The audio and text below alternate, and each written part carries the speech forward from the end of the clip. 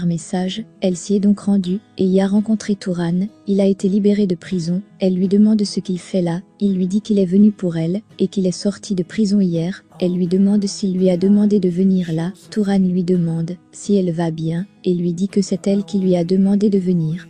C'est Oktay qui est derrière tout ça. Savas et Gouklou sont avec Kaan. Savas veut arrêter Kaan, et le donner à la police. Quand Kaan sort son arme, Gouklou fait signe à Casper, et ce dernier tire près des pieds de Kaan. Savas demande à Kaan de jeter son arme, et d'avancer vers la voiture. Kaan pose son arme sur le sol, et l'éloigne de lui sous ordre de Savas. Kaan veut parler, à Gouklou d'homme à homme, car ils sont tous les deux amoureux de la même femme. Gouklou lui dit un peu plus loin qu'il est responsable du décès de son propre enfant. Kaan a une autre arme dans sa chaussure.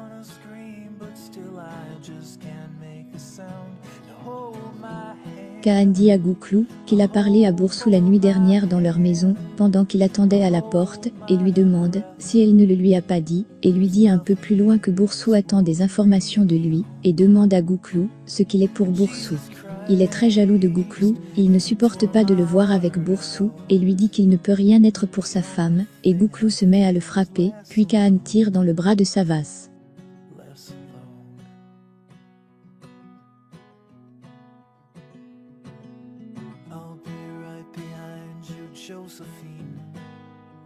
Puis des hommes masqués interviennent, et se met à ouvrir le feu sur eux et Kaan s'enfuit. La blessure de Savas n'est pas très grave. Meriem voit le message qu'elle est supposée avoir envoyé à Turan. Elle ne lui a pas envoyé ce message, et dit à Turan que quelqu'un l'a aussi appelé, et ajoute qu'il y a un seul nom dans son esprit, et regarde la tombe d'Oktay. Ce dernier les observe. Meriem se met à creuser la tombe de Oktay en disant qu'il n'est pas mort, et en lui demandant où il se trouve.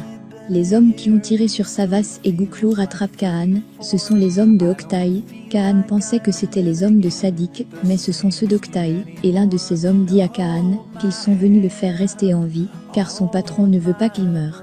Cet homme fait aussi savoir à Kaan que son patron était un procureur, et qu'il parlera avec lui un jour. Meriem est dans sa boulangerie avec Turan.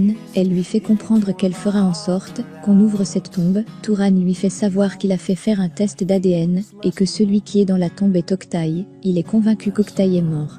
Yurdal fait la rencontre de Jasmine. Il ne sait pas que c'est sa fille. Turan fait savoir à Meriem qu'il a eu une attaque cardiaque il y a 15 jours, et qu'il doit aller aux États-Unis pour se faire opérer. Oktay s'introduit dans la chambre de Meriem. Quand cette dernière s'endort, il enlève la couverture sur elle et lui dit qu'elle le ressentira, et qu'il ne peut pas lui faire du mal, puis Savas s'appelle Meriem, quand Oktay était sur le point de l'embrasser. Meriem se réveille et est surprise que la couverture ne se trouve plus sur elle, puis décroche son téléphone. Savas lui dit que sa lumière est allumée, et que peut-être qu'elle ouvrira aussi la porte, puis elle va lui ouvrir.